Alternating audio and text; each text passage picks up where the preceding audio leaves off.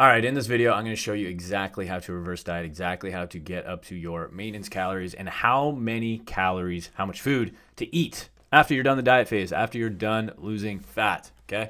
I'm going to use myself as an example here. I'm going to keep this very, very simple. I'm going to use photos.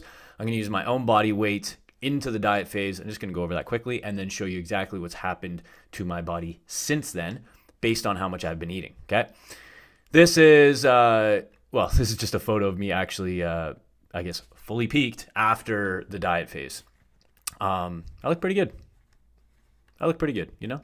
Not too shabby. So originally, just to recap here, I started at 215 pounds. This was my heaviest I ever got to. This would have been 2 winters ago. I went through 3 different phases, 1 fat loss phase, entirely intuitive, 0 tracking at all. Then I went through a 9-month maintenance phase where I held 185 to 190 pounds. So I lost around 28, 30 pounds. And I did that for 9 months, maintained that. Then I went into another fat loss phase, the 3rd and final phase. And that's where I tracked everything except for 2 free meals a week. This is part of my MacroIntuitive Protocol, same nutritional protocol I use with my clients. I still use with myself even when I'm not in a diet phase.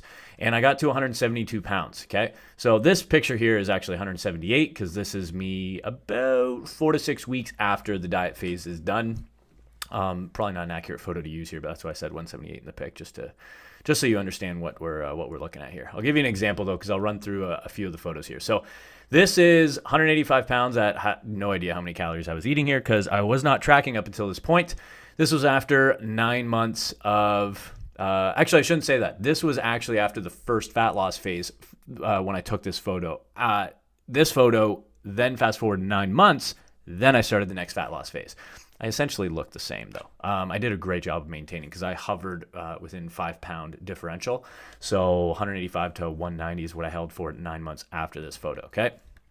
Then I went into the diet phase and here's 177 pounds at 2,500 calories. So this is, I don't know, 4 to 6 weeks. No, this was probably 6 to 7 weeks, at least halfway into my 12-week fat loss phase, the 3rd phase. Okay, so I'm tracking everything, again, except for the 2 free meals. I want to be honest about that because that is part of the protocol that I use. So 2,500 calories is what I'm eating here, losing weight, losing fat, more specifically, every single week, okay?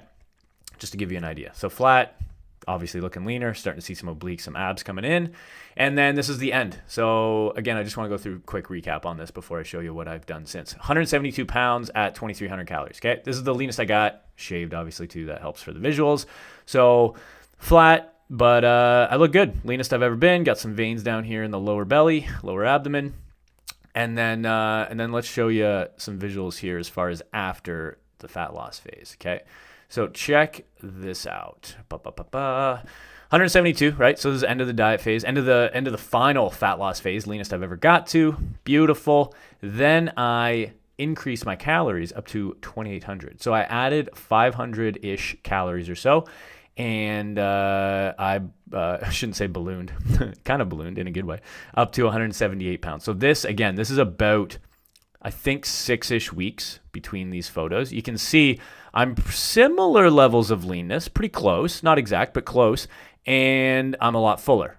Makes sense. A lot more food, a lot more glycogen, a lot more cellular hydration. Like we're just the fuller all the way around. This is the look really we want, right? This is just flat from dieting and being hungry constantly and being depleted.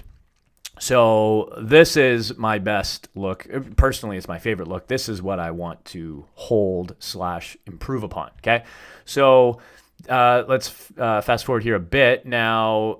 So just so you have dates on this too, right? So this would have been, because you might not have seen my prior videos I've made on this. The end of the fat loss phase was in March, and I'm making this video now at the end of May. So April, May. So this is like 2.5, almost 3 months. I think I'm getting to.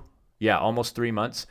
Since this photo. Now this is about 6 months or 6 weeks in. So this is somewhere in April. Mid-April, something like that.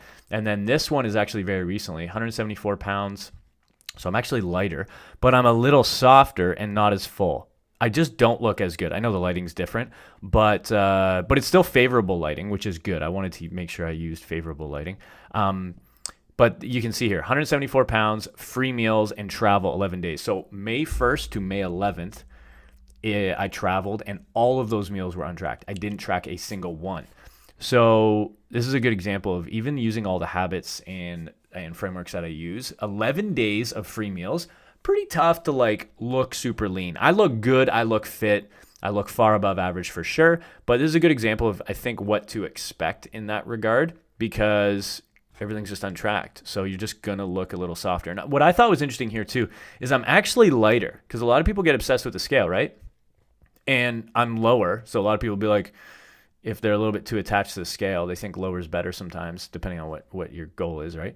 But yeah, 174 pounds, I don't look better. I actually look worse. So, and I knew this. So I was like, 174 pounds, I'm down in weight, I'm a little softer. What I need to do here, I'm probably under-eating protein, probably under-eating fiber, over-eating fat and carbs. That's how you get this look, right? If you extrapolate this out farther over months and years, that's how you completely regress and ruin this physique, right? This is basically a micro version of that, 11 days. So over to this guy here, 173 pounds at 3,000 calories. So this was as of May 12th-ish or something, first 11 days traveling, and then 173. So I'm even down a pound, but pretty similar. And now what I started doing is I just started tracking consistently at 3,000. So, because I'd probably been eating well over 3,000 every day. So then I'm like, you know what, 2,800 is on the low end for my maintenance for sure. I want to make sure that I'm still eating enough food. That's probably around 3K. So kind of a self-experimentation here. But I was like, 3,000 is probably in that spot. So 173 pounds is where I weighed in at here. 3,000. I'm already looking like I'm tightening up here a little bit better. I know it's different lighting, but shoulders, arms, midsection, it just looks tighter. I obviously just subjective markers too. I felt a lot better here than I did here. Digestion's more stable, mood, energy, stuff like that. Because I'm just eating all my normal meals. So yeah, so that's where I'm at here. This would have been, this is May 24th right now. So this would have been 5 to 7 days ago, like within the week, basically. Okay. So this is a good idea of kind of what to expect based on what you're doing. Like still dialed in, but more food, not dialed in, a lot of free meals, but very healthy habits. But off track the actual plan. Back on track the plan, but a little bit higher calories. Like these are the the corresponding photos, what to expect. So hopefully that gives you a bit of an idea. So now to answer your question, how much do we actually add? How much food do we add? How many calories do we eat when we come out of the fat loss phase? Here's some examples, okay? Depending on, I just did the quick math here. Because what I essentially did, so when I came out 172, I added 500 calories. 500 calories for me was around 20 to 21%. That's on the lower end of maintenance. A lot of people feel like with reverse dieting, you have to slowly add a bunch of calories each week. Bullshit. You do not need to do that. And in fact, that's probably hurting you. So I would not do that. I think that's mostly just neurotic and kind of just promotes fear-based behavior around nutrition. Just get up to your maintenance. There's no actual good reason to be super slow about it, especially if it's controlled, right? Like if you're sloppy, like here, I'm not tracking anything. So it's like, if you're not tracking anything, then you don't even know in the first place. It doesn't matter. It's irrelevant how many calories you're eating because you have no idea. So assuming you're keeping things pretty tight with reasonable room for flexibility, we'll get to that in a second. What you want to do is add probably between 20 to 30%. This is going to be different for everybody, but these are just like very rough markers. I want to make this very, very simple for you, okay? So if you end the diet phase at 2,000 calories, you're going to add 20 to 30%. That's going to mean it's going to be either 2,400 up to 2,600, and that's what you'll call your maintenance. So this is the thing that people don't understand. Big misconception. They think maintenance is this hard number. What's my maintenance calories? Your maintenance calories, first of all, fluctuates. It goes up and down. That's number one. Number two, your maintenance calories is a range.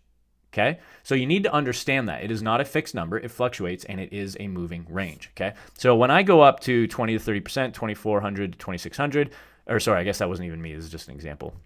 But when you go up to that, you're just shooting to be somewhere in that range, and then you monitor data.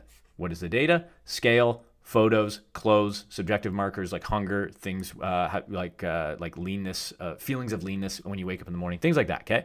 So, and then here's another example. So if you ended the diet 2,500 calories, you had 20 to 30%, it would look like this, 3,000 calories up to 3,250, okay?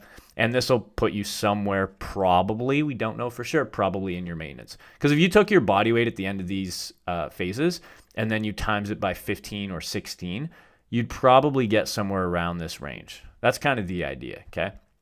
Again, these are ballpark. They're meant to be very, very simple. You could have very, very clear laid out equations for this, and those are appropriate. Those are totally fine. But I want to err on the side of simplicity. So if you want to be more precise with something like this, then you can totally do that. But I like simplicity because simplicity is quicker.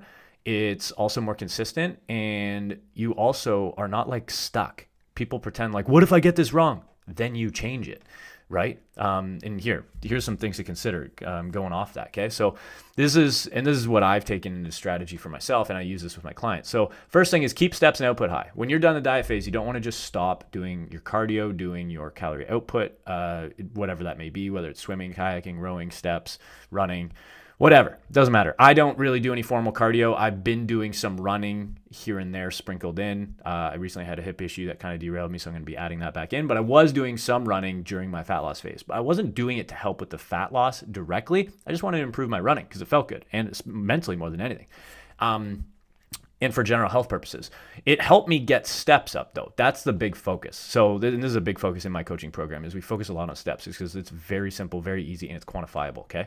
So keep steps, output high, whatever your form of exercise is that isn't resistance training, that does not count, okay? That's this whole separate thing. For argument's sake here, that doesn't count. It technically counts, but we don't count it for this, okay? So steps, output, keep that high because we don't want our calorie output to drop and then we push our food super high. You're going to look sloppy. You're not going to feel good. You're not going to look good. You're going to regress. That's a common mistake a lot of people make, right? Is they drop all of this and then they start eating a lot more flexibly and loosely as they come out of the diet phase. And they're like, oh man, I couldn't maintain this. I guess my diet was unsustainable. It's like, no, you just didn't have the right targets here. Second, push training PR. So now you got more food, you got more, got more glycogen in the muscle. Push, send it. You got more energy, send it. You probably can push, depending on where your training's at, you probably can add a little bit more training volume, nothing crazy, and you definitely can increase your intensity. So push those training PRs. Third, you're going to have more flexibility here on this phase, probably. Some people less flexibility than others, some people more flexibility, okay? Depending on how flexible you're going to get, and this may depend on holidays or travel or honestly just personal preference, but if you are going to err on the side of more flexibility, you want a lower cal target. So let's go back up to this. We'll just use this as an example. You end the diet phase with 2,000 calories, okay? And you're like, well, should I go up to 2,400 or 2,600? If you're going to be more flexible as far as like, I know the industry calls them cheat meals. In my world, I call them untracked free meals. But if you're going to be doing some more intuitive-based, untracked, off-plan meals, you want to err on the side of lower because you know that those meals are they're guaranteed to add in more undocumented calories that you are unaware of that will be untracked, okay? So if you're more strict, you can add a higher target maintenance in, okay? So hopefully that makes sense. It kind of accommodates for the other. So more flexibility, you need to have a lower cal target when you shoot for that maintenance range. Lastly, what you want to do is you want to make sure you're monitoring scale and pictures primarily. You're going to monitor all the other things I listed as well, but those are like the biggies, okay? Scale and pics you have to do regularly. Scale every day, like weigh in every day first thing, just like you are when you're losing weight, and then take your photos once a week or at the very latest, like every 2 weeks, which is fine too. But you want to be taking them regularly. And you want to, this is the key, over weeks and months. What I mean by that is you want to make sure that you're looking over several weeks, over several months. You're not looking over 5 days or 6 days or even 1 week. That's not enough, okay? It's good to pay attention to that, but you don't want to make training decisions, nutrition decisions. You don't want to be making program decisions at all based on 7-day trends. You want to be looking bi-weekly at minimum up to 28 to 2-month trends, okay? So this is the key. These are very, very important things to consider here. But ultimately, to answer the question of this entire video, this is really what you want to do. This is a good kind of ballpark place to start for most people. So depending on where you ended the calories, times it by 20 to 30%. If you're more flexible, if you plan to be more flexible with some off-plan meals, again, with my MacroIntuitive Protocol, which is what I use myself personally and with my clients in my coaching program, we have 2 free meals per week. Some of my clients, depending on what they have planned, what their lifestyle values are and whatnot, then we may err on the side of more strict. I shouldn't say strict, but lower on the actual documented calorie target, because we know there's going to be undocumented calories putting us over. For people that are like, I got nothing planned, dude, I'm keeping things pretty tight as usual, just more food. Cool. Then we can err on the side of higher. Okay. And then all you do is you just consider all these things I listed here, and then we monitor the data, and then we adjust on a bi-weekly to monthly basis. It is literally That simple. And you do not need to taper up. If you add weight and you continue to lose weight over several weeks, you're still in a calorie deficit. You need to add weight. You need to add calories again. Cool. And that is part of, I guess, the reversing. But essentially the reverse is like, it's short-lived. It's not this like several phase long ordeal, which I think a lot of people think it is. And I've made that mistake in the past too. It's like literally at the end of the diet phase, get up to maintenance as fast as possible. It's the healthiest thing you can do for hormones, the healthiest thing you can do for metabolism. It's the healthiest thing you can do mentally. It's the healthiest thing you can do physically and for your training. So get up to maintenance somewhere in that range. Okay. Again, not a fixed number, it's a range. So get into that range or what you think that range is as soon as possible. Add 20 to 30% calories, monitor data, make adjustments as needed. Hopefully this video helped you. If you have any questions on this, I know this is very, very simple and rudimentary, but hopefully this gives you a place to start because I know this is a common question. So if you have any questions on this or you need me to elaborate on anything further, just drop a comment below. I'm happy to help, or you could send me a DM on Instagram at I am Tim Walcott.